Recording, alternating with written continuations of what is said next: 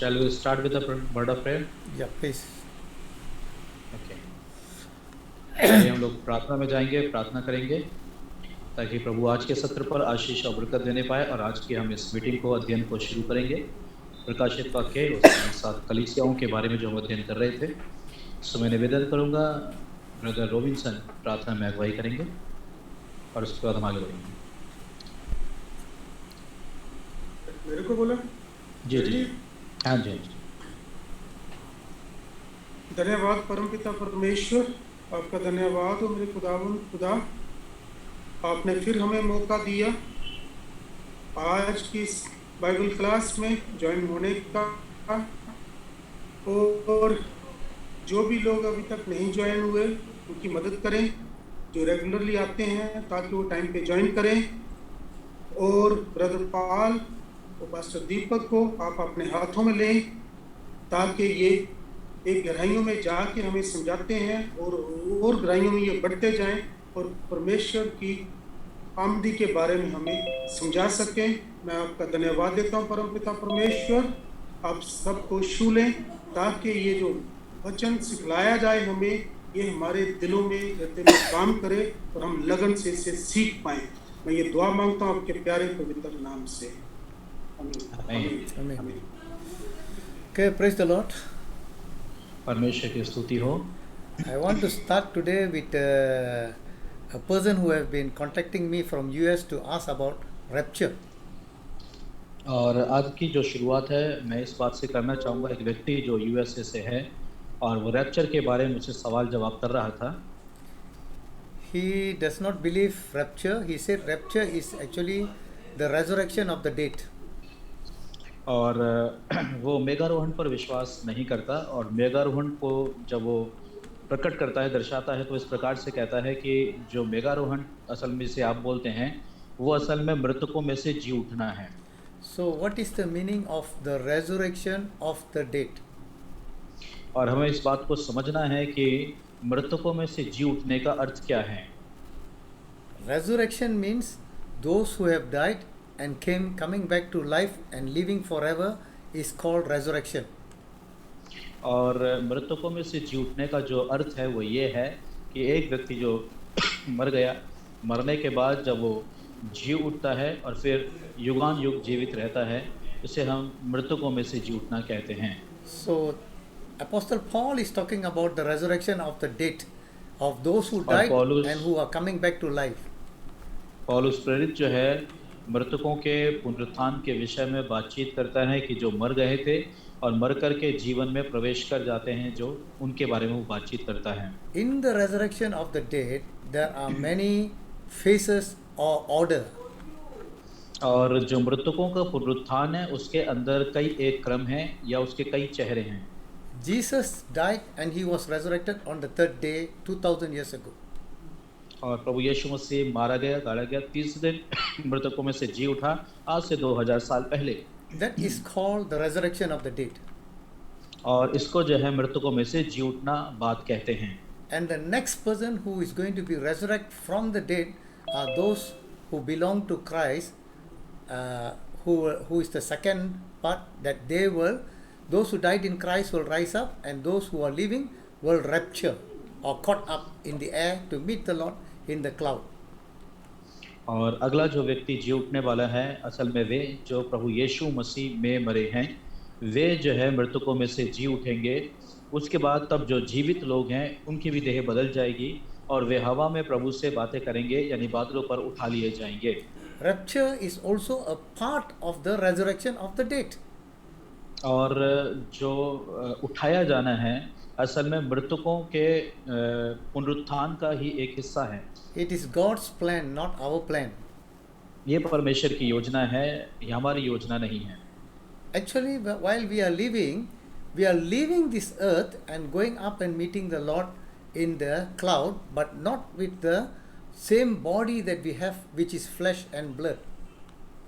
और असल में जब हम छोड़ेंगे इस दुनिया को, इस संसार को, प्रभु से मिलेंगे और बादलों पर जब उठा लिए जाएंगे, तो इस शरीर के साथ हम नहीं उठाए जाएंगे, परंतु इस शरीर को हम छोड़ देंगे। यह शरीर जो है वो बदल जाएगा और एक और शरीर हमें दिया जाएगा, उस शरीर के साथ हम ऊपर उठाए This जाएंगे। physical body will be transformed into a spiritual body. और वचन इस प्रकार से बताता है कि ये जो भौतिक शरीर है, ये एक आध्यात्मिक शरीर के अंदर जो है, एक आत्मिक शरीर के अंदर जो है तब्दील हो जाएगा और हम उठा लिए जाएंगे। Like angels. और ये बिल्कुल ऐसा होगा जैसे स्वर्गदूतों के समान शरीर। So during that time of the rapture, there are others who have already died physically. They will also come up in spiritual, or in the biblical world. In the biblical word is from corruptible to incorruptible body. और जो मर गए हैं मसीह में, वे भी जी उठेंगे। असल में बाइबल के आधार पर यदि हम देखें तो वहाँ इस प्रकार से पौलुस प्रेरित लिखता है और कहता है कि जो नाशवान है वो अविनाश को पहन लेगा, यानी कि हमारे जो शरीर हैं वो बदल जाएंगे। So this was what I taught you all in the last class. What is rapture? और ये वो बातें हैं जो मैंने आपको पिछली कक्षा में सिखाई थी, जिसे हम मेघारोहण भी कहते हैं या गुप्तागमन भी कहते हैं। So if you see in 1 Corinthians chapter 15 verse 22 to 23, it says very clear that each और one in his own order. अगर आप पहला कुरिन्थियों अध्याय 15-22 से लेकर के 23 में आप देखेंगे तो आप बिल्कुल साफ और स्पष्ट पाएंगे कि हर एक अपनी अपनी बारी के अनुसार उठाया जाएगा। So the resurrection of the dead also got an order of people coming back, and one is rapture. और आप पाएंगे कि जो मृतकों का पुनरुत्थान है या मृतकों में से जी उठना है, इसका एक क्रम ये भी है जिसको हम बोलते हैं रैप्चर या फिर जो है मेघारोहण। Okay, the order we will discuss in chapter 8. और 8वें अध्याय के अंदर हम ऑर्डर के बारे में या जो है क्रम के बारे में बातचीत करेंगे। And then I have already told you the doctrine of rapture. और पहले ही मैंने आपको जो है जो मेघारोहण का सिद्धांत है वो आपको बता दिया है। I have told you all that believing about rapture is very important for us because we are going to be a part of that rapture process. और मैंने आपको ये भी बताया कि मेघारोहण पर विश्वास करना हम सबके लिए बहुत ज़रूरी है, क्योंकि हम मेघारोहण का एक भाग हैं, उसका एक हिस्सा हैं या उसका हिस्सा होने जा रहे हैं। So today we are going to discuss about various views about rapture. और आज हम अलग अलग प्रकार के जो विचार हैं लोगों के मेघारोहण के बारे में, उसके बारे में भी हम देखेंगे। The views of rapture means basically what they are talking about is when will the Christians will be caught up with the Lord in the air. और अलग अलग प्रकार के जो विचारों से हमारा जो तात्पर्य है वो ये है कि मसीही लोग जो हैं किन किन समयों में ऊपर उठाए जाएंगे, कब उनका जो है मेघारोहण होगा। There are 5 views which are taught. और यहाँ पर जो है 5 विचार हैं जो बताए जाते हैं। The first view is there is no rapture at all. और जो पहला विचार वो कहता है कि किसी भी प्रकार का कोई मेघारोहण नहीं होगा। So let's discuss about this view a little bit to understand it. और इस विचार के बारे में या इस मत के बारे में भी हम थोड़ा सा विचार विमर्श करेंगे ताकि हम इसको समझ सकें। So the word rapture there is, people say it is not going to happen. और शब्द जो रैप्चर है या मेघारोहण है, लोग इसके बारे में इस प्रकार से कहते हैं कि ये होने वाला नहीं है। The reason is they believe it's a kingdom now. Jesus' kingdom is now in this earth. क्योंकि उसका बड़ा कारण ये है, ये लोग ऐसा मानते हैं या ऐसा विश्वास करते हैं कि यीशु मसीह का राज्य अभी है। So Jesus has already started his kingdom in this earth. So why should we rapture? तो यीशु मसीह ने अपना राज्य पृथ्वी के ऊपर शुरू कर दिया है, तब फिर हमें मेघारोहण की क्या आवश्यकता है, इस मत को वे पेश करते हैं। After this is going to be 1,000 years of Jesus' rule in the same earth. और वे इस प्रकार से कहते हैं कि ठीक इसके उपरांत यीशु मसीह का 1000 वर्ष का शासन इसी पृथ्वी के ऊपर होगा। So they believe that there is no rapture. और वे ऐसा मानते हैं कि रैप्चर नाम का कुछ भी होने वाला नहीं है। This is totally wrong.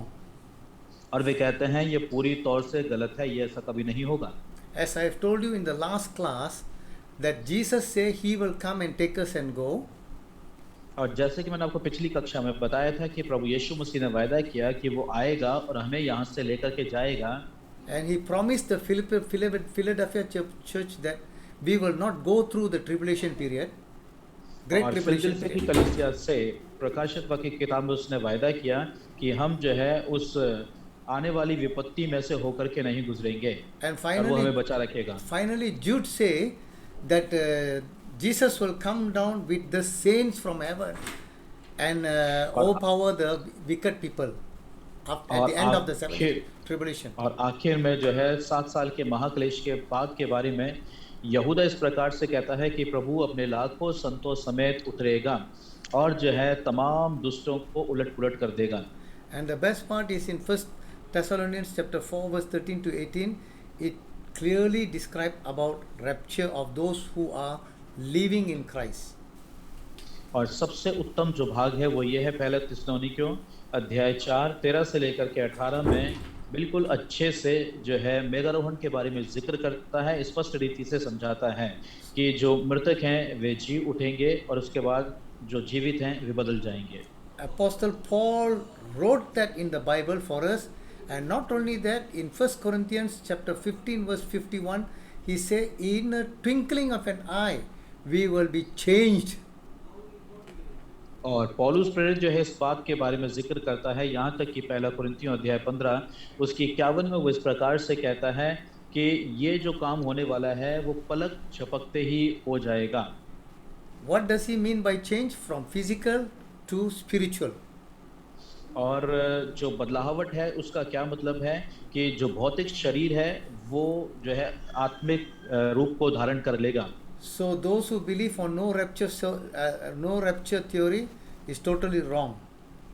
So जो लोग ऐसा विश्वास करते हैं कि कोई मेघारोहण होने वाला नहीं है, इस सिद्धांत को मानते हैं, तो वे पूरी तौर से गलत हैं। And there are some people who believe on partial rapture. और कुछ लोग ऐसे होते हैं जो पार्शियल रैप्चर पर विश्वास करते हैं, एक तरफा जो रैप्चर होगा या मेघारोहण होगा उस पर विश्वास करते हैं। They believe that the whole church will not be taken up, only a certain number of people will be taken up to heaven. और वे इस प्रकार से विश्वास करते हैं कि पूरी जो कलीसियां हैं वो नहीं उठाई जाएंगी, केवल कुछ गिनती के लोग ऊपर उठाए जाएंगे स्वर्ग में। We must get these things right. और हमें इस बात को बिल्कुल ठीक करने की आवश्यकता है। Okay, if I were to ask a question, whether does the whole church in the whole world will rapture when Jesus comes, those who are living? और एक सवाल अगर मैं आपसे करूं कि जितने जीवित हैं पूरी संसार भर में जितनी भी कलीसियाएं चल रही हैं, क्या वे सारी कलीसियाएं जो है उठा ली जाएंगी? The answer to this question, you must understand who are the people in the church. और इसका जो जवाब है इस सवाल का वो ये है कि कलीसिया के अंदर कौन लोग हैं, ये हमें सोचने की समझने की ज़रूरत है। So in the church there are true believers, कलीसिया के अंदर सच्चे विश्वासी होते हैं, there are false believers, झूठे विश्वासी होते हैं, there are unbelievers, अविश्वासी भी आते हैं। there are 5 wise virgin and 5 foolish virgin. और 5 जो है मूर्ख कुंवारियां और 5 जो है समझदार कुंवारियों को भी हम कलीसिया में पाते हैं। There are good servant who really work faithfully for the Lord, and there are bad servant who mistreat the servants of God. और एक अच्छा सेवक भी है जो प्रभु के लिए वाकई में सिधाई से काम करता है, एक दुष्ट दास भी है जो कलीसिया के साथ बुरा बर्ताव करता है। So there are a lot of people in the church, different people in the church. और कलीसिया के अंदर अलग-अलग प्रकार के भिन्न-भिन्न प्रकार के लोग हमें देखने को मिलते हैं। But at the time when Jesus comes, परंतु वह Jesus is not going to take half people and leave the half people. और जब वो समय जब प्रभु यीशु मसीह आएगा तो वो आधे लोगों को ले जाएगा या आधे लोगों को नहीं ले जाएगा, कुछ ऐसा होने वाला नहीं है। Because the Bible say in Ephesians 2:8 and 9 that we are saved by grace through faith. क्योंकि इफिसियों की किताब अध्याय 2, 8 और 9 में बाइबल इस प्रकार से बताती है कि हमारा उद्धार विश्वास के द्वारा अनुग्रह से ही हुआ है। All those who are saved will rapture. और जितने बचाए जाएंगे उनका मेघारोहण हो जाएगा। It's not partial or it's not, I mean, it's not partially. All will और rapture. ये एक तरफा नहीं होगा कि एक ही बात मानी हो, लेकिन जो है क्या नाम है, ये जो होगा ये उनके लिए होगा जो विश्वास करते हैं और अनुग्रह से उद्धार पाए हैं। But all those who believe Jesus Christ have died for their sins and they have all their sins has been washed, then they are the body of Christ. और जितने भी यीशु मसीह पर विश्वास करते हैं, प्रभु यीशु मसीह उनके लिए मारा गया, उनके पापों अपराधों को प्रभु ने अपने खून से धोकर के साफ कर दिया, वे जो है प्रभु की देह कहलाते हैं। In 1 Corinthians chapter 13 it says, for by one spirit we were all baptized into one body or church. और पहला कुरिन्थियों अध्याय 12-13 में इस प्रकार से कहता है कि हम मसीह में एक देह हैं। And God has given the Holy Spirit as a guarantor. और परमेश्वर ने पवित्र आत्मा हमें बयाने के रूप में दिया है। So in that sense, I want to make it clear that whoever are in the body of Christ, they will definitely rapture if they are living in Christ. और मैं ये मानता हूँ कि जितने प्रभु यीशु मसीह के शरीर में आते हैं, शरीर का भाग हैं, वे अगर जीवित रहते हैं उस समय तक जब प्रभु यीशु मसीह बादलों पर आएगा, तो निश्चय या पक्का वे उठा लिए जाएंगे। But not the body of Christ that you and I are seeing as a church, it consists of other people inside, so they will not come in. लेकिन कलीसिया के अंदर और भी प्रकार के लोग आते हैं जो कलीसिया में आ तो रहे हैं, तो वे प्रभु की देह के अंतर्गत नहीं आते हैं। So when Jesus come, totally those who are in the body of Christ, who have repented and believed the gospel and living in Christ, they will definitely rapture.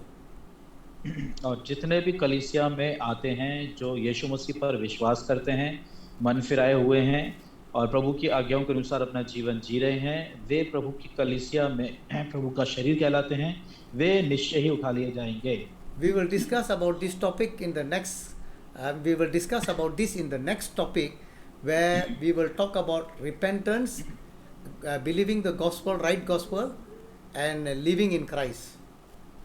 और अगले विषय में हम जो है इस बात का अध्ययन करेंगे कि खास करके मन फिराव के बारे में, प्रभु यीशु मसीह पर विश्वास के बारे में और सही जो है शिक्षा के बारे में हम बातचीत करेंगे। So if these three conditions are fulfilled correctly according to the Bible, I think no problem that when Jesus comes we will be there. और अगर ये तीन शर्तें बाइबल के अनुसार हमारे जीवन में पूरी होती हैं, तो मुझे कोई शक नहीं है कि आप उठाए नहीं जाएंगे, निश्चय ही आप उठाए जाएंगे। But of course I also want to remind, not in our righteousness but the righteousness of Jesus Christ. परंतु मैं आपको फिर भी ये याद दिलवा देना चाहता हूँ कि हमारी धार्मिकता के अनुरूप नहीं, परंतु यीशु मसीह की धार्मिकता के अनुसार ही हम उठाए जाएंगे।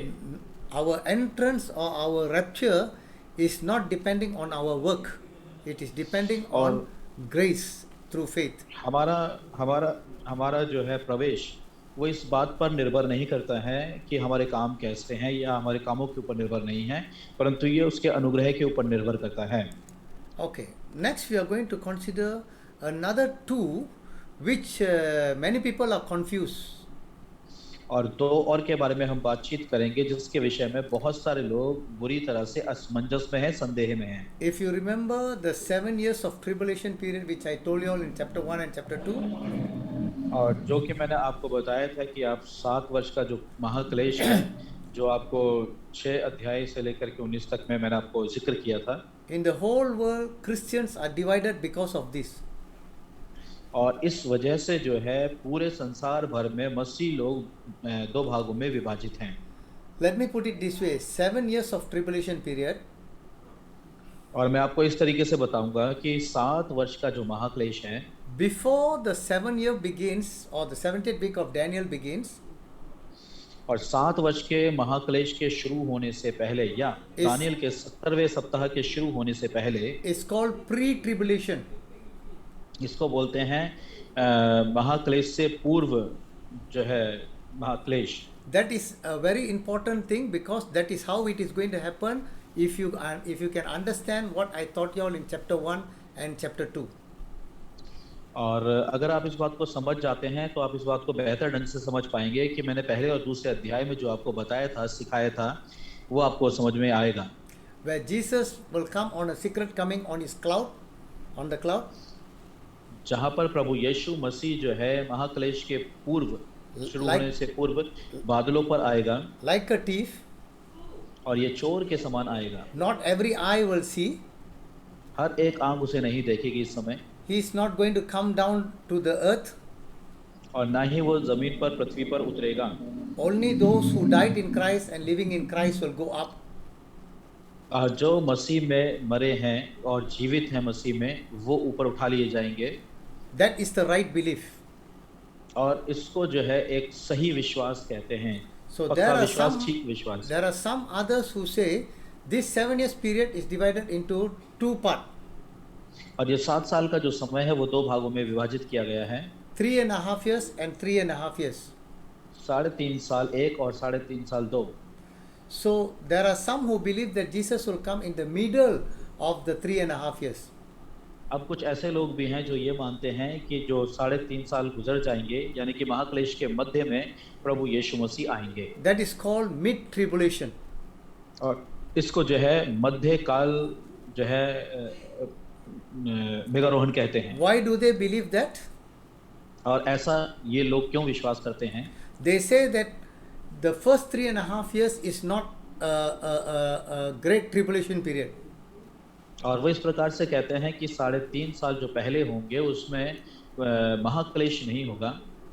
The second 3.5 years, they say it is the great tribulation or God's wrath is been poured. और दूसरा जो 3.5 साल है उसके बारे में वो कहते हैं इसमें जो है बड़ा ही खतरनाक किस्म का जो है महाक्लेश होगा, और इसके अंदर परमेश्वर का क्रोध उंडेला जाएगा लोगों के ऊपर। So they say before God's wrath is poured, Jesus will, the people will rapture during the mid of tribulation. ऐसा मानते हैं कि यीशु परमेश्वर का क्रोध पृथ्वी पर उंडेले जाने से पूर्व प्रभु यीशु मसीह आ जाएगा और महाक्लेश के मध्य में ही हम जो है उठा लिए जाएंगे। And some believe that throughout the tribulation, every Christians also will have to go through this tribulation, because they believe in John chapter 16 verse 33 that in the world you will have tribulation, and then Jesus will come at the end to redeem them. और कुछ का ये मानना है कि प्रभु यीशु मसीह महाक्लेश के समाप्त होने के बाद ही आएंगे, क्योंकि वे यूहन्ना रचित सुसमाचार अध्याय 16 की जो है बात को लेते हैं, जहाँ प्रभु यीशु मसीह कहते हैं कि पृथ्वी पर तुम्हें क्लेश होता है। इस बात को लेते हुए वे ऐसा मानते हैं। That is also totally wrong. और ये भी पूरी तौर से गलत है। As I have told you, the 70th week of Daniel or the Great Tribulation has to do with the Israelites. और जैसा कि मैंने आपको बताया था कि दानियल का 70वां सप्ताह या 7 जो साल का महाक्लेश है वो इजराइल के लिए है। इस बात को समझ लें अच्छे तरीके से। It is a balanced time for the Israelites or the law time. और ये इजराइल के लिए शेष समय है जो रह गया था, और इजराइल के लिए व्यवस्था का समय शुरू हो जाएगा, व्यवस्था शुरू हो जाएगी उस 7 वर्ष के समय में। When Jesus say in John 16:33, he says that in the world you will have tribulation. और जब प्रभु यीशु मसीह यूहन्ना 16 उसकी 33 में कहते हैं तो वो इस प्रकार से कहते हैं संसार में तुम्हें क्लेश होता है। So what does he mean in the world you will have tribulation? और संसार में तुम्हें क्लेश होता है, असल में इसका अर्थ क्या है? He is referring to normal tribulation that you and I are going through. और वो एक साधारण सताव के बारे में बातचीत करता है जिससे मैं और आप रोज होकर के गुजरते हैं। He is not mentioning that in the world there will be another great tribulation which Jesus promised that he will keep us out of it. और वो जो है इसके बारे में नहीं कहता कि जिसके बारे में संसार में तुम्हें जो है संसार में एक बड़ा महाक्लेश होगा जिसके बारे में यीशु मसीह ने कहा कि मैं तुम्हें जो है बचा करके रखूंगा उससे। So that tribulation, great tribulation, is different from the tribulation that we are going through now. तो अब हमें समझ लेना है कि जो प्रभु यीशु मसीह ने महाक्लेश की चर्चा की वो, और यहाँ पर जो यूहन्ना बताता है, यीशु मसीह जब बताते यूहन्ना की इंजील में संसार में तुम्हें क्लेश होता है, इन दोनों के अंदर फर्क है, अलग-अलग हैं ये। So those who believe on the mid tribulation and the post tribulation, और जो ऐसा विश्वास करते हैं कि महाक्लेश के मध्य काल में यीशु मसीह का आरोहण, यीशु मसीह का आना होगा, are also totally wrong. ये पूरी तौर से गलत है। If at the post tribulation when Jesus comes, then who is going to populate the millennium kingdom? और अगर प्रभु यीशु मसीह महाक्लेश के अंत में आएंगे, तब सवाल ये उठता है कि कौन लोग होंगे जो 1000 साल में जो है पृथ्वी को जनसंख्या से भर देंगे। If everybody is going to be spiritual taken up by Jesus, and those who are wicked has already died, then who is going to bear children or populate this world? तो फिर जो है किस तरीके से, क्योंकि दुष्ट लोग तो जो है दंड पाएंगे उसी समय जब प्रभु यीशु मसीह आएंगे, और उसके बाद जो लोग रह गए हैं पृथ्वी पर वे उठा लिए जाएंगे, आत्मा में हो जाएंगे, दूसरे शरीर को प्राप्त कर लेंगे जिसको बोलते हैं विनाशी शरीर। तो फिर पृथ्वी को जनसंख्या से कौन भरेगा जो 1000 साल का यीशु मसीह का शासन होगा उसमें। Because the Bible say in the end of the 1000 years, the people of the world gather together. When Satan is released, there is another war called Gog Magog, where God will overthrow Satan and the people who followed him. क्योंकि Bible जो है वो इस प्रकार से बताती है कि अंत में प्रभु यीशु मसीह जो है इस शैतान को जब जो है क्या नाम है हरा देंगे, और तब उसके बाद जो है एक बड़ा युद्ध होगा। जब युद्ध होगा तो उसको गोग मागोग का युद्ध, अर्मगदोन का युद्ध कहते हैं। और इस युद्ध में जो है शैतान कई सारे लोगों को इकट्ठा करेगा, आने के लिए न्योता देगा ताकि प्रभु से युद्ध करे। So the purpose of the great tribulation is to punish those who didn't believe in Jesus Christ or obey the gospel. और जो महाक्लेश का उद्देश्य है असल में उनको दंड देना है जिन्होंने यीशु मसीह पर विश्वास नहीं किया। And the Bible say in Romans 8:1, there's no condemnation or judgment to those who are in Christ. और बाइबल इस प्रकार से कहती है कि उन पर अब दंड की आज्ञा नहीं जितने मसीह यीशु में हैं। So let me go through a little bit more for you to give some scriptural evidence for pre-tribulation rapture. और मैं थोड़ा सा और आपको जो है विस्तार से बताऊंगा कि महाक्लेश से पूर्व जो मेघारोहण है वो होगा, तो उसका क्या, उसके बारे में जो है बाइबल से कुछ बातें सबूत के तौर पर आपको दूंगा। You have to do your own studies by opening up the Bible to understand further. If you just listen here, it will not be enough. अगर आप आगे बेहतर ढंग से समझना चाहते हैं तो इन आयतों के साथ अपनी बाइबल को खोलें और उन्हें पढ़ें, क्योंकि अगर आप केवल सुनकर के बैठ जाएंगे तो आपको बहुत ज़्यादा समझ में नहीं आएगा। I have already given you the slides in our group, so you should be able to have the slide to follow that. और ये जो स्लाइड्स है मैंने आपको ग्रुप के अंदर डाल दी है, आप इसे खोल करके देख सकते हैं, पढ़ें, अध्ययन करें। Okay, number 1. पहली बात, God's wrath cannot be outpoured on the earth until the church is removed.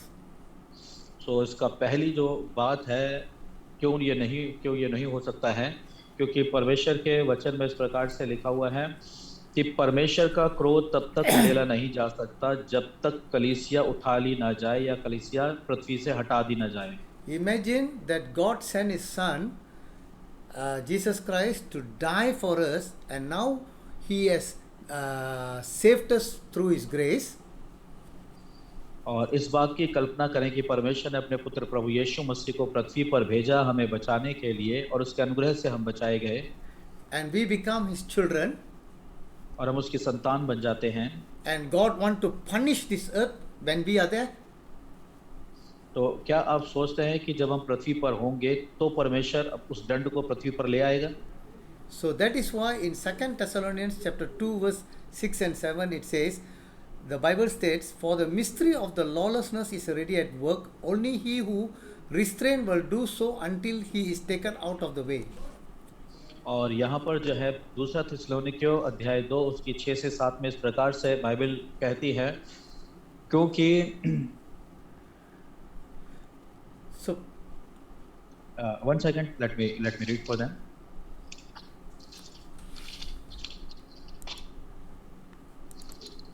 you want me to take the verse? Yes. Oh, sorry.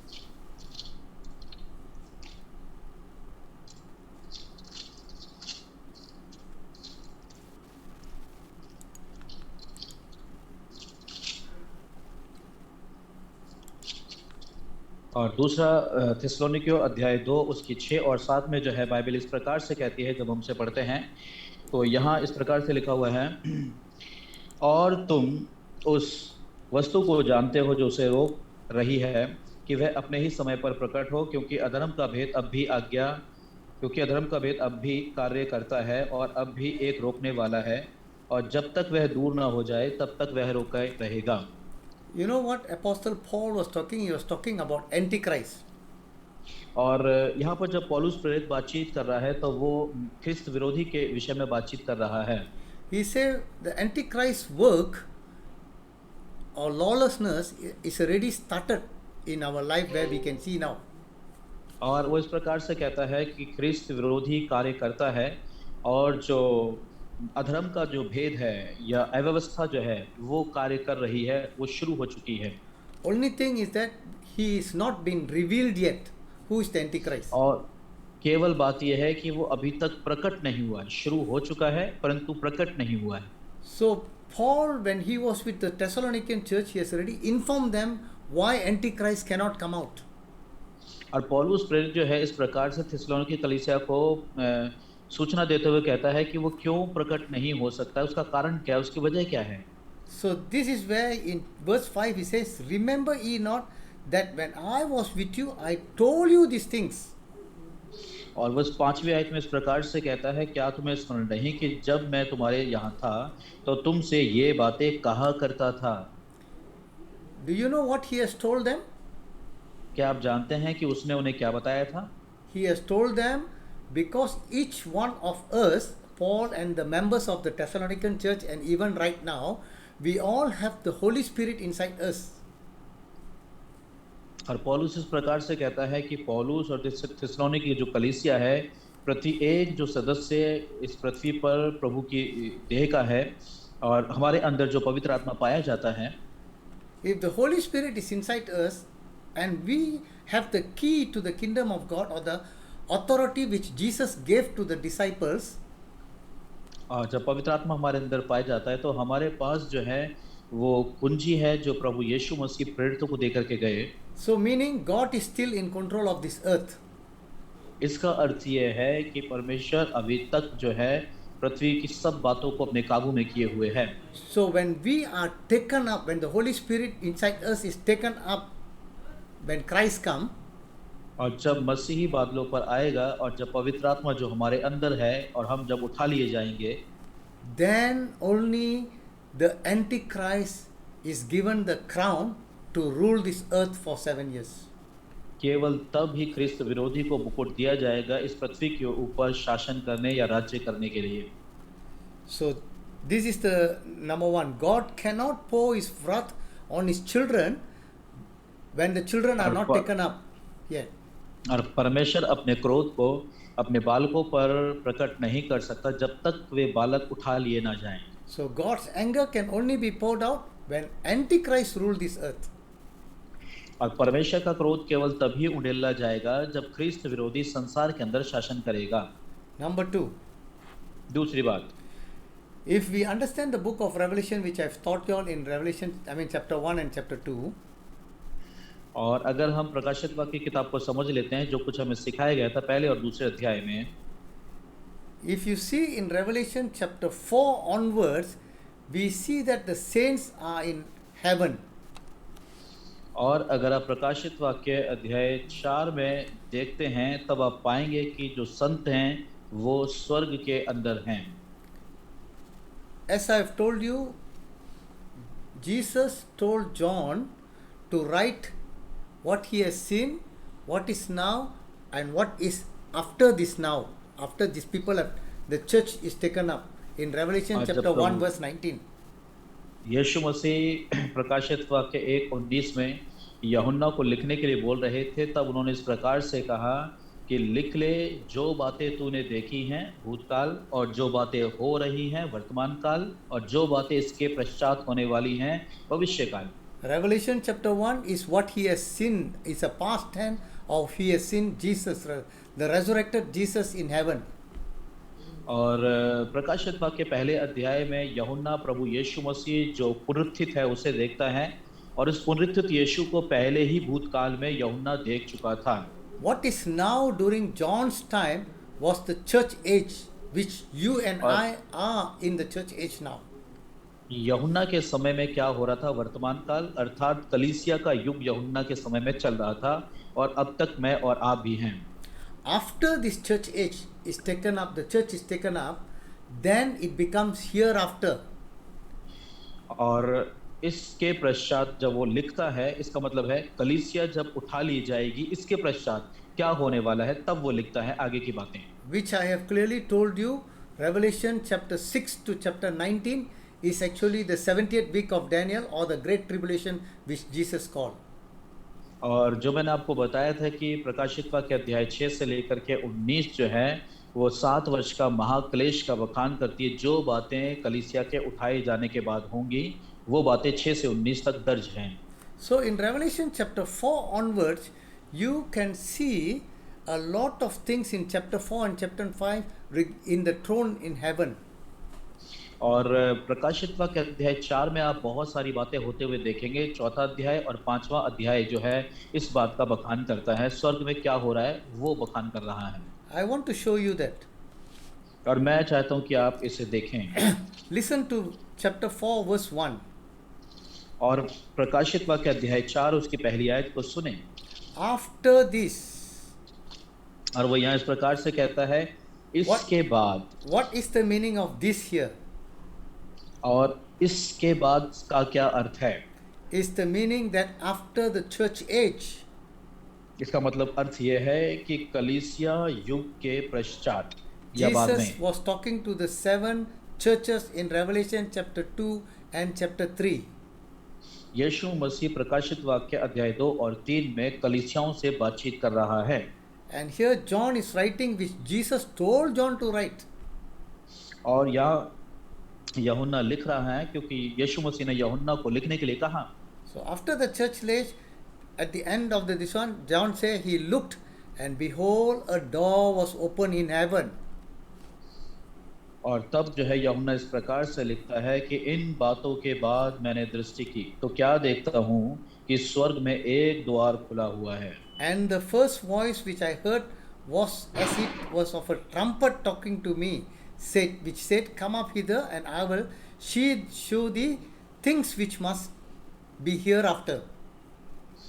और आगे कहता है, और जिसको मैंने पहले तुरही के से शब्द से अपने साथ बातें करते सुना था, वही कहता है कि यहाँ ऊपर आ जा, और मैं ये बातें तुझे दिखाऊंगा जिनका इन बातों के बाद पूरा होना अवश्य है। Okay, let me go one by one.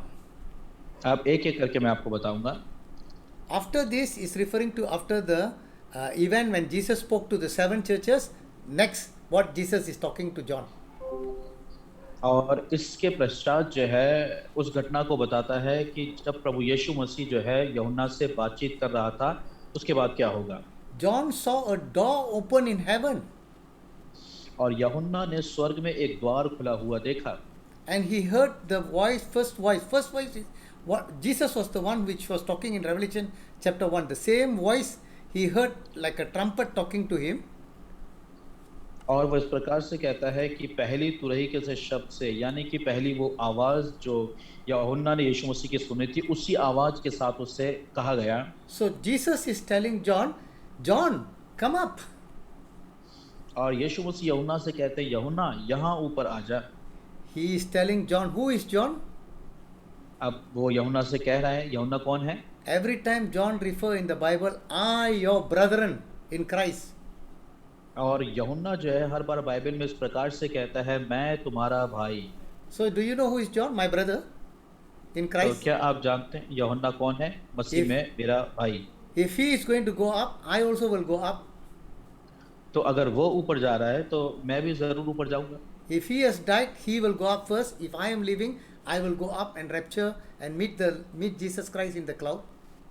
अगर वो जा रहा है तो मसीह में मर के वो ऊपर गया, तो अगर मैं जीवित हूँ तो मैं शरीर बदल करके ऊपर जाऊंगा। And Jesus is telling when he has come up, he will show the things which must be hereafter. That means what is going to happen after this, after the church has been taken up. और इसका ये मतलब है कि यूहन्ना जो उठा लिया गया वो कलीसिया के उठाए जाने को दर्शाता है, और कलीसिया के उठाए जाने के बाद क्या घटनाएं घटेंगी उसके बारे में अब वो जिक्र कर रहा है। I give you some more information regarding that part, that church has already been taken up. और जब कलीसिया ऊपर उठा ली जाएगी उसके पश्चात क्या क्या बातें होंगी इसकी सूचना मैंने आपको दी है कुछ। When John was in heaven, he saw God sitting in his throne. और जब यूहन्ना स्वर्ग में था तब उसने परमेश्वर को अपने सिंहासन पर विराजमान देखा। How there was a rainbow like around his throne. और उसके जो सिंहासन था उसके सिंहासन के चारों तरफ मेघ धनुष का कुछ बना हुआ था। And round about the throne he saw 24 seats, and upon the seats there were 24 elders sitting, clothed in raiment, and they had their head crown of gold. और उसके सिंहासन के चारों तरफ 24 प्राचीनों को उसने बैठे हुए देखा, और उन प्राचीनों ने सोने के मुकुट पहन रखे थे। Listen carefully. अब ध्यानपूर्वक सुने। Who are the 24 elders with their crowns? और ये 24 प्राचीन अपने उस मुकुट के साथ जो सोने के थे, ये कौन हैं? That John saw in heaven. जिनको यूहन्ना ने स्वर्ग में देखा। If you read the entire Bible, you will see Isaiah, Ezekiel had visions of heaven during their time. और अगर आप पूरी बाइबल को पढ़ेंगे तब आप पाएंगे कि यशाया और यहेजकेल ने स्वर्ग के बारे में जो है स्वर्ग के बारे में देखा उसने कि स्वर्ग जो है वो क्या है। They saw God's throne. और वहाँ उन्होंने परमेश्वर के सिंहासन को देखा। They saw the four beasts around God's throne. और उन्होंने चार जो है जीवों को, चार प्राणियों को जो है परमेश्वर के सिंहासन के पास देखा। But Isaiah and Ezekiel, both of them never see the 24 elders on their throne with the crown on their head. और On their head. यशाया और यहेजकेल ने कभी भी जो है 24 प्राचीनों को परमेश्वर के सिंहासन के पास नहीं देखा, ना उनका कोई जिक्र किया। What Isaiah and Ezekiel didn't see, John is seeing now 24 elders there. और जो कुछ यशाया और यहेजकेल ने नहीं देखा वो यूहन्ना जो है उन 24 प्राचीनों के बारे में बखान कर रहा है। Who are the 24 elders? अब ये 24 जो प्राचीन हैं आखिरकार कौन हैं? 100% they are not angels. और 100% अगर मैं कहूँ तो कि वे स्वर्गदूत नहीं हैं। Angels are never promised a crown. और स्वर्गदूतों से कभी भी मुकुट देने का वायदा नहीं किया गया। 100% they are not the Israelite people. और 100% वे इजरायली लोग नहीं हैं। Because Israel has not raised up from their dead yet. क्योंकि इजराइल जो है मृतकों में से उसका मृतकोत्थान अभी तक हुआ ही नहीं है। Because the only person who has been raised is those who died in Christ and और who are living जो- in Christ.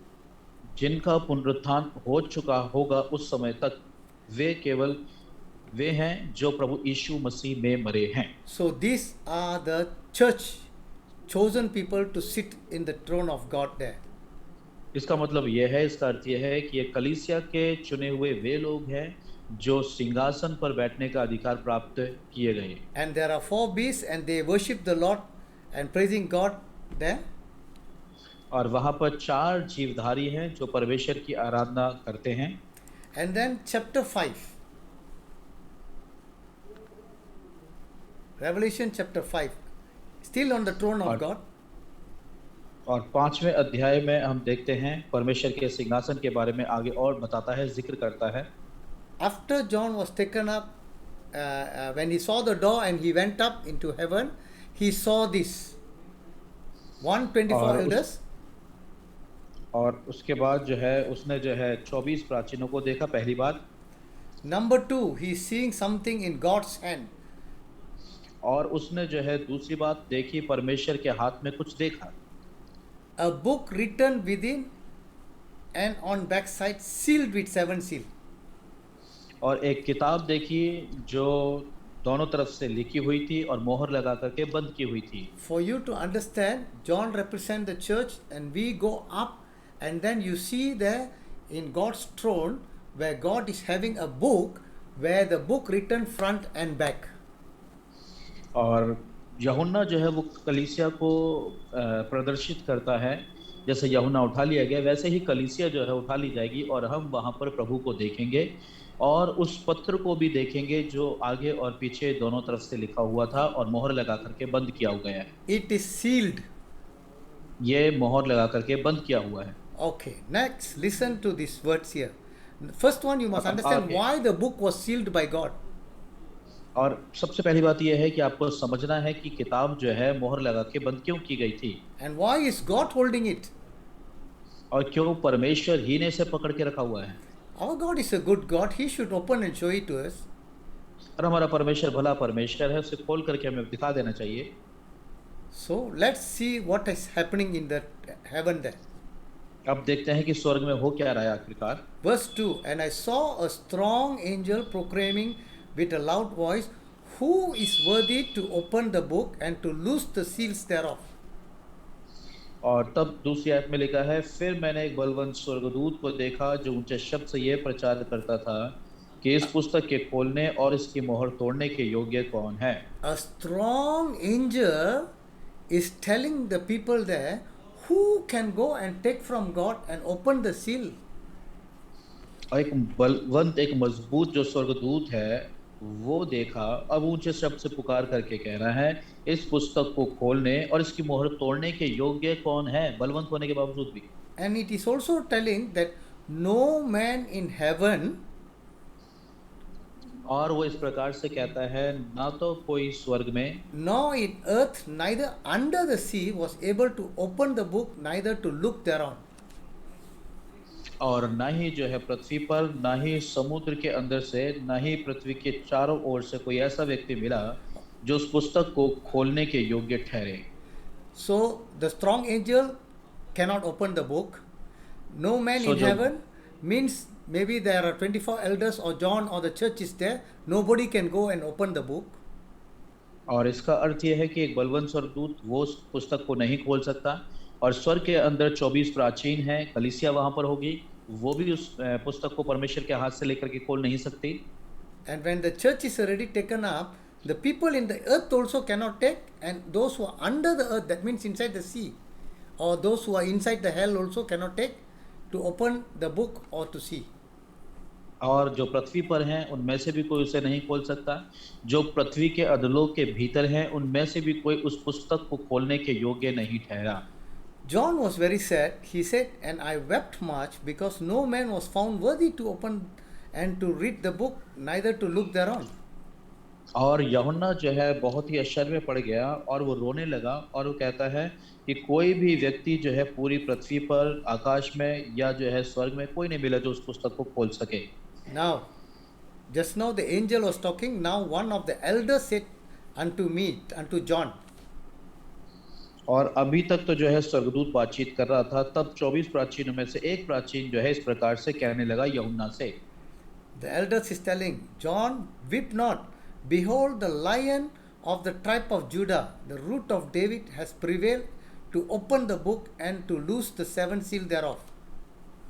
और 5वीं आयत इस प्रकार से बताती, तब उन प्राचीनों में से एक ने मुझसे कहा, मत रो, देख यहूदा के गोत्र का वह सिंह जो दाऊद का मूल है उस पुस्तक को खोलने और उसकी 7 मोहरों को तोड़ने के लिए जयवंत हुआ है। Listen carefully. अब ध्यान पूर्वक सुने। The elder is telling, John, don't cry. और जो प्राचीन है वो इस प्रकार से कहता है, यूहन्ना मत रो। He is actually telling that there is one person who can take the book from God's hand and open it and read, unseal it. और असल में वो जो है उसको प्रकट करता है और कहता है कि एक है जो यहूदा के गोत्र का है, वो परमेश्वर के हाथ से उस पुस्तक को लेने, उसकी मोहरों को तोड़ने के और उसे खोलने के योग्य ठहरा है। Do you know who is he? क्या आप जानते हैं कि वो कौन है? I will tell you, you will not know. और मैं आपको बताऊं कि आप नहीं जानते। You and I will be thinking that it is Jesus Christ. मैं और आप ये सोचते हैं कि यीशु मसीह है। You are half right. आप आधे ठीक हैं। I will make it full right for you. आपके लिए मैं इसे पूरा सही करके दिखाऊंगा। Jesus Christ is the anointed one or the one who came and died for the sin of the whole world or to redeem the Christians. और यीशु मसीह जो है वो अभिषिक्त किया हुआ है और वो जो है मारा गया, गाड़ा गया और मसीह लोग मुक्ति का काम करता है के लिए। But here the elders said, the Lion of the tribe of Judah. और यहाँ पर जो प्राचीन है वो इस प्रकार से कहता है कि यहूदा के गोत्र का Singh. Judah is a tribe of the Israelite people, और यहूदा जो है इजराइलियों का एक गोत्र है। and the Lion of from the tribe of Judah means the king of the Israelites.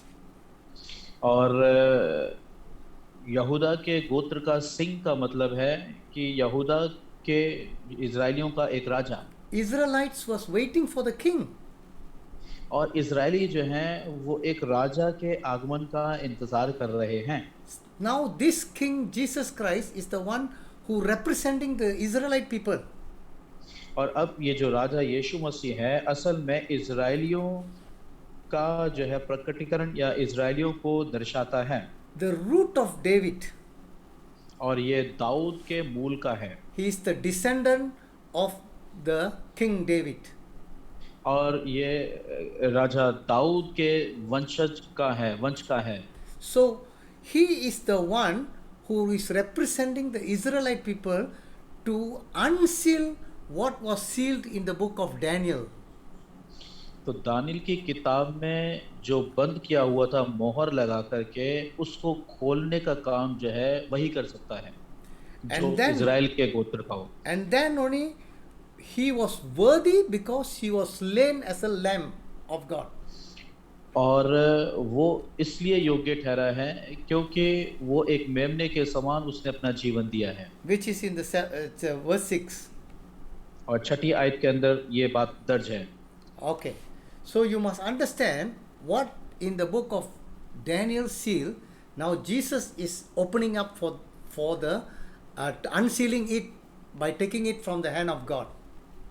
और प्रभु यीशु मसीह जो है जो मेमना है वो परमेश्वर के हाथ से उस मोहर को लेकर के खोलना शुरू करता है एक एक करके। Because he is worthy. क्योंकि वो योग्य है। He is the king of the Judah or Lion of Judah.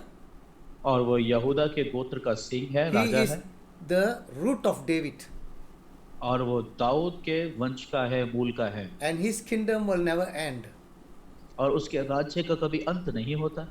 Okay. Now I want to show you another thing that the church is already in heaven.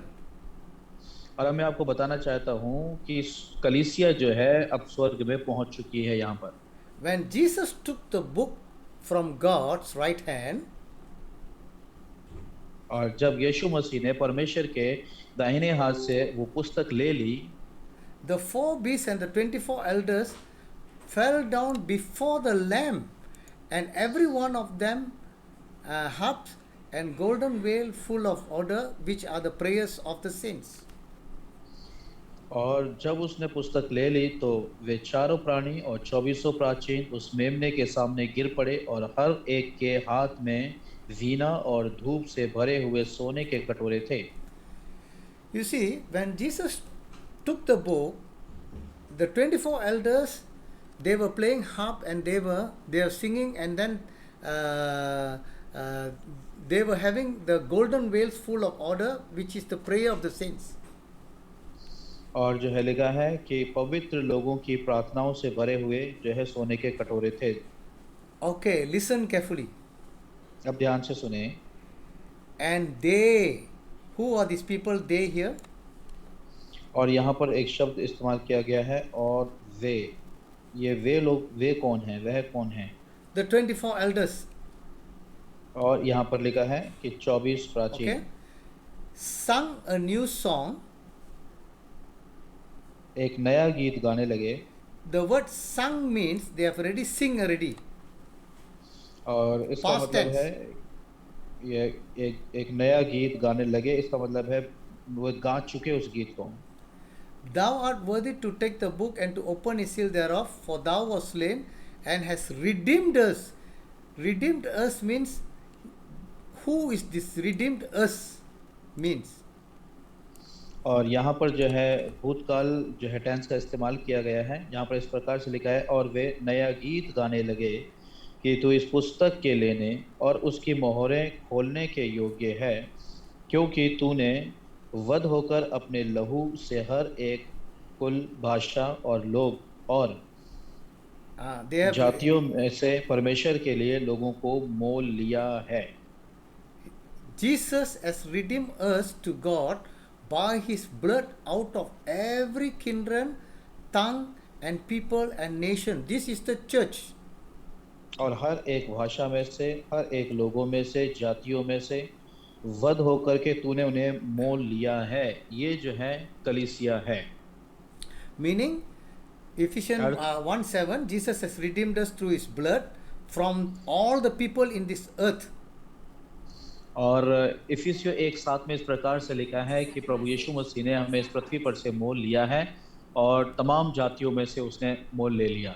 And he has made us unto our God king and priest, kings and priests. और We are the उसने king हमें and ले priest. करके राजा और याजक करके ठहराया है परमेश्वर के लिए। And listen the word, and we shall reign और on the earth.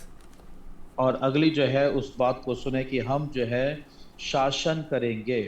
Meaning, पृथ्वी पर। after the 7 years tribulation, we will come down with Jesus Christ to rule with Jesus Christ 1,000 years here. और इसका मतलब यह है कि जब हम उठाए जाएंगे ऊपर, स्वर्ग में रहेंगे 7 वर्ष के लिए, उसके बाद जो है हम यीशु मसीह के साथ नीचे उतरेंगे 1000 वर्ष के शासन के लिए। You see, and then you can see the number of them was 10,000 times 10,000 and 10,000 and thousands of thousands. और यहाँ पर जो है उनकी गिनती का भी जिक्र किया गया है, और जो है यहाँ पर 10,000 10,000 10,000 और जो है क्या नाम है, इस प्रकार से गिनती का जिक्र किया गया है। I just want to prove to you all to say that in Revelation chapter 4 and 5, the church is already raptured and they are there in heaven. और मैं आपको बता देना चाहता हूँ प्रकाशित की पुस्तक अध्याय 4 और 5 में जो है कलीसिया का मेघारोहण हो चुका है और वो स्वर्ग के अंदर उपस्थित है, ऐसा प्रकाशित वाक्य बताता है।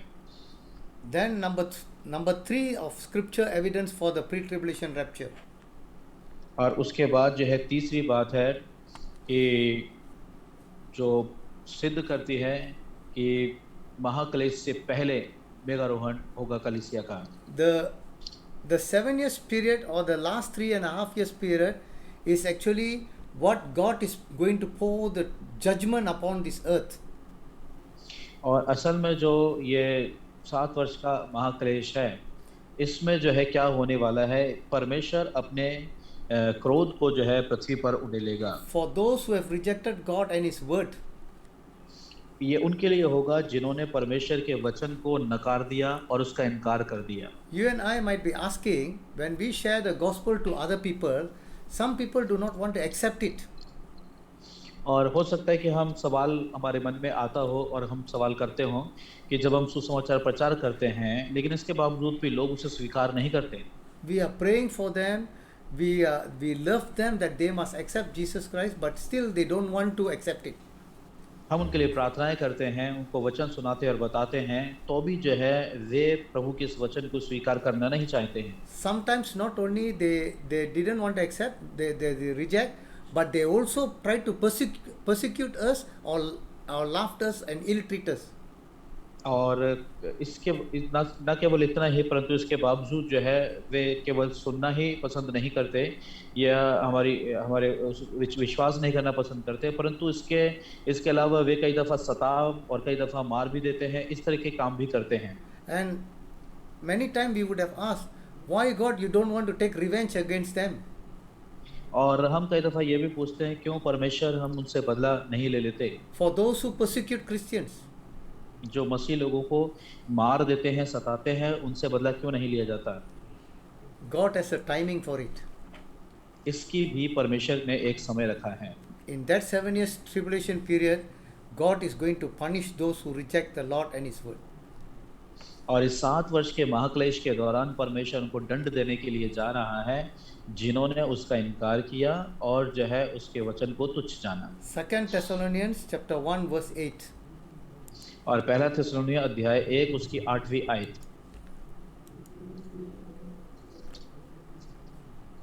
In the flaming of fire, taking vengeance on them that know not God and that obey not the gospel of our Lord Jesus Christ. और यहाँ पर जो है वो इस प्रकार से लिखा हुआ है 1:8 के अंदर पहला थिस्सलुनीयों में, और प्रभु का वचन यहाँ इस प्रकार से कहता है And then if you see in क्योंकि तुम्हारे यहाँ से first थिस्सलुनीयन 1:8 yes 1:8. 1:8 okay 2 Thessalonians, sorry, 2 Thessalonians. oh second Thessalonian okay let me read for you Yeah, please. okay और यहाँ पर जो है पहला दूसरा थिस्सलुनीय 1:8 में इस प्रकार से कहता है, और जो परमेश्वर को नहीं पहचानते और हमारे प्रभु यीशु के सुसमाचार को नहीं मानते उनसे पलटा लेगा। So in Romans 8:1 it says, since there is no condemnation or judgment to those who are in Christ Jesus. और रोमियो 8 में जो है 1 में इस प्रकार से कहता है कि उन पर दंड की आज्ञा नहीं, Meaning जो मसीह यीशु को मानते हैं। इसका मतलब ये है those who are in Christ or true believers cannot possibly go through the great tribulation. जो मसीह यीशु में हैं या सच्चे विश्वासी हैं, ये संभव नहीं है कि वे महाक्लेश से होकर के गुजरे। I want to repeat the word in Christ. मैं यहाँ पर शब्द को दोहराना चाहूँगा, मसीह में। What is the meaning of the word in Christ means? तो ये मसीह में होने का क्या अर्थ है? Not every believer of Jesus Christ are in Christ. हर एक वह जो कलीसिया में जाता है या विश्वास करता है मसीह में नहीं है। The condition for being in Christ is that we are living according to the word of God which is in the Lord. और मसीह में होने का अर्थ यह है कि वचन के मुताबिक हम अपना जीवन जी रहे हैं। We can be a believer of Jesus Christ, हम यीशु मसीह के विश्वासी हो सकते हैं, but we cannot continue sinning. लेकिन हम पाप करना लगातार जारी नहीं रख सकते। It is like not obeying the word of God. और ये बिल्कुल ऐसा है जब हम परमेश्वर की वचन की आज्ञा का पालन नहीं करते हैं। There are many Christians take it for granted and they live in their secret sins. और ऐसे बहुत सारे मसीह लोग हैं जो इस बात को बड़ा हल्का ले लेते हैं और अपने गुप्त पापों में अपना जीवन जीते रहते हैं, मसीह भी बने रहते हैं। God would have given them ample of time to repent. और परमेश्वर ने उन्हें काफी मात्रा में समय दिया कि वे मन फिरा लें अपनी उन तमाम बातों से। But if they don't want to repent and come to God, परंतु अगर वे मन फिरा करके प्रभु के पास वापस नहीं आना चाहते हैं, God will leave them and put them to shame. तो परमेश्वर उन्हें छोड़ देता है और उन्हें शर्मिंदा होने देता है, And they can be liable to judgment. और जो है वे दंड के योग्य ठहरते हैं। So God is waiting for Christians to repent and come back again to Him. परमेश्वर मसीह लोगों का इंतजार कर रहा है कि वे मन फिराएं और परमेश्वर के पास आ जाएं, So that when Jesus comes, we can rapture or we will be left behind. ताकि जब प्रभु यीशु मसीह आए तो हम उठा लिए जाएं या फिर हम छोड़ दिए जाएंगे। Jesus said in Matthew 24:21, और यीशु मसीह 24 और 21 में कहता है, there will be a great tribulation such as not been since the beginning of the world until this time, no, nor ever shall be. और यीशु मसीह इस प्रकार से कहते हैं कि ऐसा जो क्लेश है न तो पहले कभी हुआ, जब से पृथ्वी बनी है तब से लेकर के अब तक नहीं, और ना इसके बाद फिर कभी ऐसा होगा। When you read this verse, what Jesus is trying to tell us is, और जब आप इस आयत को पढ़ते हैं जो प्रभु यीशु मसीह यहाँ कहने की चेष्टा करते हैं, do you know what was the worst time in the Bible that people live where they were terribly feeling sorry for? और क्या आप जानते हैं ऐसा समय कब था जब अपने जीवन को बहुत खतरनाक तरीके से जी रहे थे, जहाँ उन्हें अपने जीवन के लिए बहुत ही पछतावा होता था। I would rather say the time during the time of Noah. और मैं कहूँगा कि ये नूहा का समय था। where people were wicked and God destroyed them with water. और जहाँ पर लोग बड़े दुष्ट थे और परमेश्वर ने उन्हें पानी के द्वारा नष्ट कर दिया। Or during the time of Abraham, when God allowed the brimstone to come down in Sodom and Gomorrah. और अब्राहम के समय में जब परमेश्वर ने सदोम और गमोरा दो नगरों के ऊपर जो है आग ओले बरसा करके उन्हें नष्ट कर दिया। Or sometimes you will think it is the Bible. और कई दफा आप इसे देख सकते हैं कि ये बाइबल में है। Or maybe we can think during our time, World War I और or World War II. हमारे समय में अगर हम जिक्र करेंगे तो पहला और दूसरा विश्व युद्ध। Or if you want to see a clearer picture, now you can see that COVID is attacking everybody. It's the worst time. और ज़्यादा अगर आप साफ और स्पष्ट देखना चाहते हैं तो ये कोविड-19 जो है हमारे समय में हम देखते हैं कितने खतरनाक तरीके से लोगों के ऊपर आक्रमण कर रहा है। Or people are having a fear that Russia and Ukraine is going to have a third world war where many people will going to die. यह हो सकता है कि लोगों के अंदर भय है, रशिया और यूक्रेन आपस में युद्ध कर रहे हैं और उसमें बहुत सारे लोग मारे जाएंगे। But Jesus is telling that all of this is not a terrible time yet. But the लेकिन यीशु time, Masih sorry, all of this is Okay. not the terrible time yet.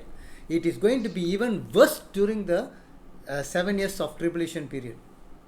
तो यीशु मसीह कहते हैं कि तब से लेकर के अब तक जब तक ये पृथ्वी बनी है और हमारे समय तक भी इतना खतरनाक, इतना जो है क्लेश वाला समय नहीं हुआ है जितना ये 7 वर्ष का महाक्लेश होगा। इसीलिए इसे महाक्लेश भी कहते हैं। So, number 4. और चौथी बात, The Bible is very clear that when Jesus comes back to the earth after the wedding or the end of the 7 years period, और बाइबल एकदम साफ और स्पष्ट बताती है कि जब इस 7 वर्ष के पश्चात प्रभु यीशु मसीह पृथ्वी पर आएगा Christ will return with his saints. तो लिखा है कि प्रभु यीशु मसीह अपने संतों सहित पवित्रों के साथ उतरेगा। The angels and the bride of Jesus Christ, the church, will come together with him down here. और जो स्वर्गदूत हैं, यीशु मसीह की दुल्हन हैं, पवित्र संत हैं, वे सब नीचे उतरेंगे। So to understand this, you must understand the Jewish wedding. और इसे समझने के लिए आपको यहूदियों की विवाह प्रणाली को समझने की आवश्यकता पड़ेगी। So the next one is actually number 5 is the time of Jacob's trouble. और अगली बात जो है वो इस प्रकार से बताती है याकूब की पीड़ा का समय। The 7 years of a tribulation period is called the time of Jacob's trouble. और यहाँ पर जो है ये 7 साल का जो महाक्लेश है इसको जो है याकूब की पीड़ा का समय भी कहा जाता है। Why the name Jacob is there? और यहाँ पर याकूब का नाम आखिरकार क्यों आया है, याकूब की पीड़ा क्यों कहा जाता है? It doesn't say the time of church trouble. और ये यहाँ पर इस प्रकार से नहीं कहता कि कलीसिया के उत्पीड़न का या कलीसिया के पीड़ा का समय। So the tribulation period, it is actually more for the Jewish people. So not the church. क्योंकि महाक्लेश जो है वो ज़्यादा जो है वो इज़राइल के लिए है, ना कि कलीसिया के लिए। If you see Jeremiah chapter 30 verse 7, it says, "Alas, for the great day, for that day is great, so that none is like it. It is even the time of Jacob's trouble, but he shall be safe out of it." और यहाँ पर जो है यिर्मयाह 30 उसकी 7 में इस प्रकार से कहता है, हाय क्योंकि यह दिन जो है वो बहुत बड़ा दिन है, लिखा है, और इसके समान जो है कुछ भी नहीं है। 7 years और of वो कहता है कि यह याकूब की पीड़ा का समय है। 7 years of tribulation period is a terrible time, but God will save the Israelites. और 7 वर्ष का जो महाक्लेश है बड़ा ही महाक्लेश है, परंतु परमेश्वर इज़राइल को बचाएगा। Okay, as I've mentioned just now in Matthew 24:21, that there won't be any other time like this before, even during the time and even at the end also. और यहाँ पर जैसा कि प्रभु यीशु मसीह जो है बताते हैं 24 उसकी 21 में कि ऐसा समय ना तो पहले कभी हुआ ना इसके बाद कभी होगा। I'm again reminding you what I'm trying to say is the church will not be there during the tribulation period. और मैं आपको फिर से याद दिलवाना चाहूँगा कि जो कलीसिया है वो महाक्लेश में नहीं पड़ेगी। Then the next one is the millennium population. उसके बाद बारी आती है 6 शताब्दी राज्य में जनसंख्या। If the church is going to be inside the tribulation period till the end of the tribulation, which is at the end of the 7th year, अगर कलीसिया इस महाक्लेश से होकर के गुजरेगी, अंत समय तक अगर रुकी रहेगी तो, and when Jesus come at the end of the 7th year, he is going to, that's the Armageddon war, where he is going, if he is going to rapture the church, the Israelites, and then kill all the people in this world. तो अगर वो कलीसिया को लेने के लिए आ रहा है, इज़राइल को लेने के लिए आ रहा है, उनको उठा लेगा और सारे दुष्ट लोगों को अगर वो मार डालेगा, the wicked people, the antichrist and the false prophet, झूठा भविष्यद्वक्ता और जो है दुष्ट लोग और ख्रिस्त विरोधी, and after that Jesus is going to rule for 1000 years. इसके बाद जब प्रभु यीशु मसीह 1000 वर्ष के राज्य में राज्य करेगा, who is going to populate or procreation of the human? तो फिर मनुष्य जो है जनसंख्या किस तरीके से बढ़ेगी, जो यीशु मसीह के राज्य में बहुत सारे लोग हो जाएंगे, वो फिर कहाँ से आएंगे? Everybody is already spiritual. क्योंकि सब तो जो है उठाए जाने के समय में शरीर बदल चुके होंगे। Jesus say we are like angels. We don't अब marry यीशु मसीह कहते anybody हैं there. कि हम वहाँ पर स्वर्गदूतों के समान होंगे, वहाँ शादी ब्याह नहीं होंगे। We cannot bear child. We are like unisex.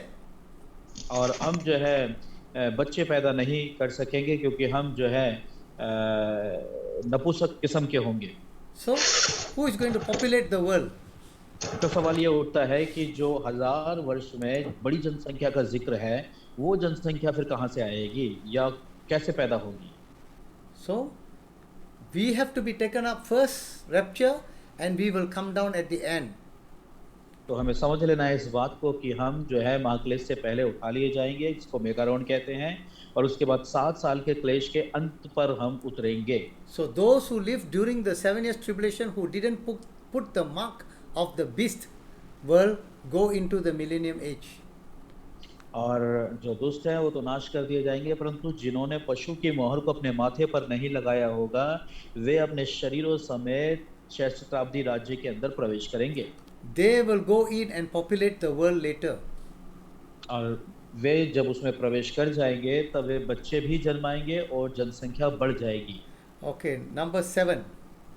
अब 7वीं बात, The end of the church age is recorded in Revelation chapter 4, as we have told you just now. जैसे कि हमने आपको अभी बताया था कि कलीसिया युग का जो अंत है वो अध्याय प्रकाशित वाक्य अध्याय 4 के अंदर लिखा गया है। After this church age, from Revelation chapter 6 to chapter 19, there is no word church at all. और इसके बाद जब आप देखेंगे प्रकाशित वाक्य अध्याय 6 से लेकर के 19 तक शब्द कलीसिया का इस्तेमाल इन अध्यायों में नहीं किया गया है। But you can see all the Old Testament word about the tribes all will come inside there. लेकिन आप पुराने नियम से संबंधित जो है लाइक जातियों को और यहूदियों को और इन सारी बातों को आप इस 6 से लेकर 19 बातों में देखेंगे, 19 अध्याय में देखेंगे। You can see the two witnesses, which are the two olive trees. और आप 2 गवाहों को देखेंगे जो जैतून के 2 पेड़ हैं। 144,000 Israelites sealed. और 1,44,000 इजरायलियों के ऊपर मोहर लगा दी गई, ये आप देखेंगे। The woman and the child with the sun and the moon. और आप जो है क्या नाम है उस स्त्री को देखेंगे जो बालक जन्ने पर है और सूर्य और चांद के साथ। All that are from the Old Testament. ये सारी बातों का जो जिक्र किया गया है असल में ये पुराने नियम में संदर्भित हैं। The next one, number 8, is the example of Noah and Lot. और अगला जो है नूहा और लूत का उदाहरण। Jesus compare the time of Lot and the time of Noah. यीशु मसीह तुलना करके बताते हैं नूहा के समय के बारे में और लूत के समय के बारे में। You can see that when Lot went out of Sodom, then only the rain fire came down from heaven. और आप इस बात को पाएंगे कि जिस दिन लूत जो है उस नगर को छोड़ करके निकला, उसी दिन स्वर्ग से आग बरसना शुरू हो गई। In the same way, when Noah and his family has entered the ark, then only the rain started to fall. ठीक उसी प्रकार से नूहा और उसका परिवार जिस दिन जहाज के ऊपर चढ़ गया, उसी दिन जो है बरसात होना शुरू हो गई। So it will be the same for the church also. When the church is taken up, then only the Antichrist is been revealed. कलीसिया के लिए भी ठीक इसी प्रकार से है, जिस दिन कलीसिया उठा ली जाएगी, उसी दिन ख्रिस्त विरोधी सामर्थ्य में आ जाएगा। Then only God's wrath can be poured into this earth. तब परमेश्वर का जो प्रकोप है इस पृथ्वी के ऊपर उंडेला जाएगा। So back again, as I've told you, the Great Tribulation is primarily it concern about the Israelites and their nation. It's the 70th week of Daniel. और ये मैंने आपको बिल्कुल बुनियादी तौर पर बता दिया है कि जो महाक्लेश है जो 7 वर्ष का है, ये दानियल का 70वां सप्ताह है। असल में ये इजराइलियों के लिए है और उनके लिए है जो दुष्ट हैं। So this I think you can read back again because it's a little bit theological, but it's okay. और आप इसे वापस घर में जाकर के पढ़ सकते हैं, क्योंकि ये धर्म वैज्ञानिक या जो है शिक्षा संबंधी है, तो इसे आप देख सकते हैं। Finally, Jesus promised to keep the church from the hour of great tribulation in Revelation 3:10.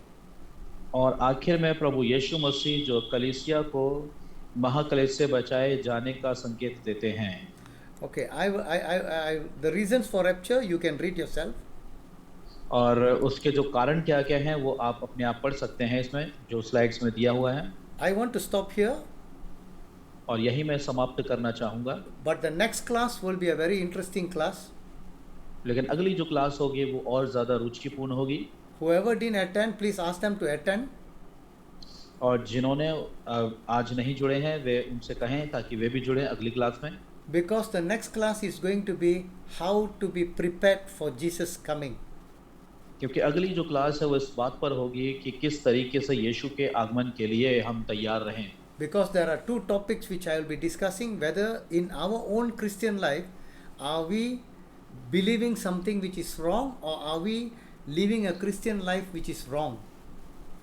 तो हम जो है दो बातों पर, दो विषयों पर जो है अध्ययन करेंगे। क्या हम कुछ ऐसा विश्वास करते हैं जो गलत है, या हम अपने मसीह जीवन में ठीक हैं परंतु इसके बावजूद भी जो है हम गलत जी रहे हैं। When God wants to judge us, He is not going to judge us according to what we know. क्योंकि परमेश्वर जब न्याय करेगा तो हमारी जानकारी के मुताबिक न्याय करने वाला नहीं है वो। Or from which church do we come from? और या किस कलीसिया से हम आते हैं या वहाँ की शिक्षा क्या थी, ये बातें हम उसे नहीं कह सकते या बहाने नहीं बना सकते। He is going to judge us according to His word which He has given us, that is the Bible. और वह अपने वचन के मुताबिक हमारा न्याय करेगा जो उसका वचन है, जो कि बाइबल है। I just give you one example before I close. और इससे पहले मैं समाप्त करूं, आपको एक नमूना या उदाहरण दूंगा। Many Christians believe that if they believe Jesus Christ, they will rapture or they will go to heaven. बहुत सारे मसीह लोग ऐसा विश्वास करते हैं कि अगर वे यीशु मसीह पर विश्वास करते हैं तो निश्चय वे उठाए जाएंगे या स्वर्ग में जाएंगे। They refer to John chapter 3 verse 16, which says, "For God so loved the world that He gave His only begotten Son, that whosoever believeth in Him shall inherit eternal life." और वे